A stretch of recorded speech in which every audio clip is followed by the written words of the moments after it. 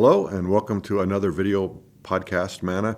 I'm Pastor Jeff Glenn, and it's my pleasure to take you through the Word each week. And if you've been hanging out with us in Genesis, it's been a couple weeks since we've been here, so thanks for hanging in there. Today we'll be in Genesis chapter 38, and this is going to be the story, at least the beginning of the story of Joseph. Now, Joseph was clearly and obviously, and if you were one of his brothers, it would be painfully obvious that he was Jacob's favorite. So this favoritism by Jacob towards Joseph kind of already exacerbated the existing normal sibling rivalry that typically happens among brothers and sisters. But this favoritism, it wasn't subtle. We know that Jacob gave his favorite, Joseph, this multicolored tunic or coat that really kind of showed flamboyantly the favor that he had. If you consider, what they had in that day was typically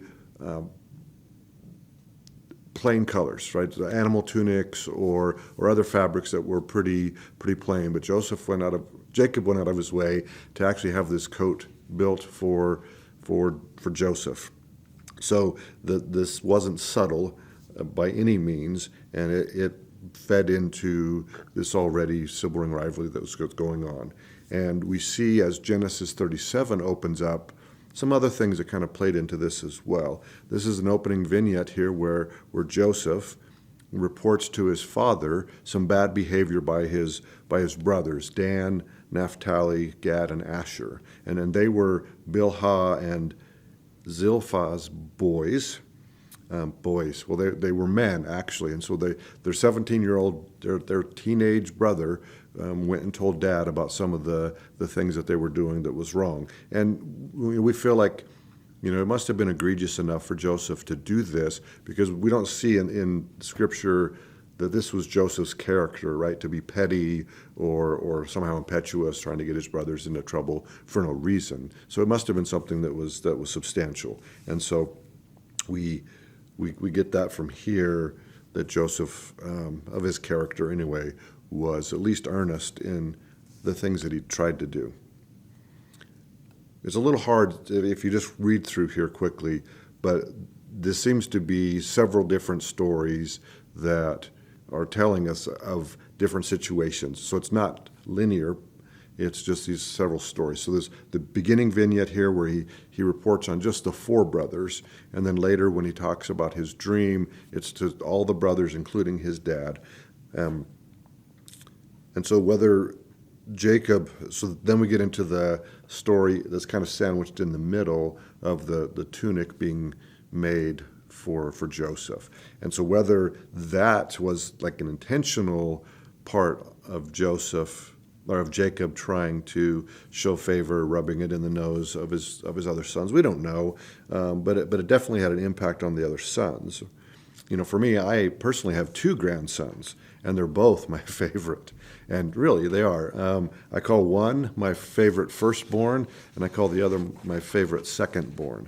And they get different age-appropriate gifts. They're for 4 years apart, and so with one, we have different conversations, and the other one, at 1 year old, we communicate, but we don't have conversations like we are. So I don't intentionally favor one over the other, but perception could be, if you were to take that way, that maybe I showed more favoritism than the other, but I don't intentionally do that. The point here is that as I read the account in Genesis, I don't know how Jacob could not see the effect of his favoritism on his other sons.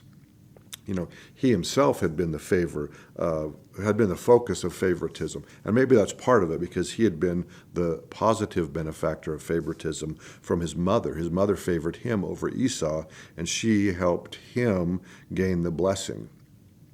So to say that this was a major blind spot for Jacob is an understatement. So at any rate, this favoritism, and combine that with Joseph's naivete, which we see in him telling his father about his brother's wrongdoing, and then later in sharing about his dreams, this kind of added fuel to his brother's resentment and, their hiding bitterness in their heart towards him.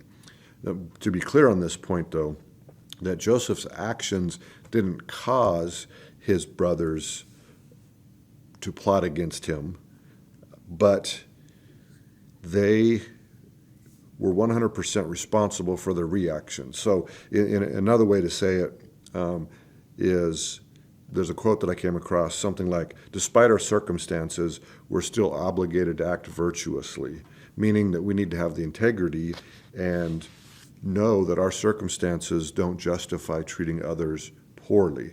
And another quote regarding this matter is, our response is our responsibility. After all, it is, we should treat others as we wish to be treated, not we should treat others as we are being treated. So, all of that to say that Joseph's brothers had growing resentment and hatred towards him and plotted against him. And one of those reasons that they were hiding bitterness was that Joseph was gifted by God to have dreams and then to interpret those. But at least as a 17-year-old, he was kind of unaware of how telling his brothers these dreams, that specifically that they would bow to him, would affect them. So yes, they did choose to take that and feed their own bitterness and hide that in their heart. But sometimes it is virtuous to spare someone's feelings or to exercise a little bit of tact in how we do that. That's always wise. So we see that even Jacob took offense when Joseph told him about this dream of the sheaves bowing to his sheaves. He was offended that his teenage son was coming to him saying, "Hey, Dad, one day you're going to bow to me." And so not the best family interaction, but nonetheless, it's recorded here. And so as the bitterness and the acrimony builds among the brothers, they deliberate on what to do with Joseph. Like, we have what to do about the problem of Joseph. And so they chose to plot to get rid of him. Now we see that Reuben and Judah in this exchange here were the only brothers to really advocate for Joseph. We know that Reuben directly advocated for him in he wasn't part of the plan to kill Joseph, certainly. We know that for sure. But rather, as he heard the plot to kill Joseph, he intervened and suggested that they just throw him down into a pit with the plan to secretly return and rescue him later. So I guess he felt it was better to do that rather than to directly confront his brothers and risk his life by standing up to them directly, which that kind of underscores the perverse power that the mob has. When mob violence breaks out, later many people will say that they felt powerless to stop it, and so they just kind of stood by. That's known as the bystander syndrome. And the cure for that really is to stand up, to be an upstander. And so we know that Reuben didn't feel like he was able to do that. He kind of got caught up in that same cycle of bystanding as well. So as he's at the bottom of the pit, Judah, for unclear reasons, it's stated for money, but did he really care about the money, or was he really trying to save Joseph's life? We can only go with what's recorded, that he had this thought that he should sell them to the traveling Ishmaelites. And so that reminds us of the earlier passage where Hagar is visited by the angel, and she is told about the prophecy for Ishmael, in which his hand shall be against everyone. And so these were the Ishmael descendants who purchased Joseph, and so they certainly didn't have a problem buying him and then reselling him, this descendant of Isaac to Potiphar. And so as we go through the story here, we see that another besetting sin besides favoritism in Jacob's life was deception. And here we see that family trait would come back to bite him in two ways in the same circumstance. So technically, his brothers didn't lie to him when they brought him Joseph's coat, but they let Jacob kind of formulate his own thoughts based on the question that they asked. When they said, is this not your son's tunic? So that let Jacob kind of have his own emotions and mind kind of go where they were leading him to. So this disingenuous and deceitful question led Jacob to come to his own conclusion, the conclusion that they wanted him to have. And so in the end, it was this deception as well as his own self-deception in taking what was presented before his eyes, combined with his own emotional state at seeing the tunic torn up and all bloody.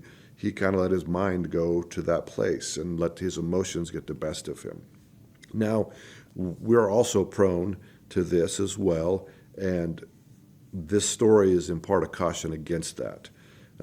As the trickery of Satan would be, he presents things to us and then asks intentionally leading questions to deceive us. Did God really say? Does that make, or does that sound familiar? So just be aware of this emotional appeal and guard your heart.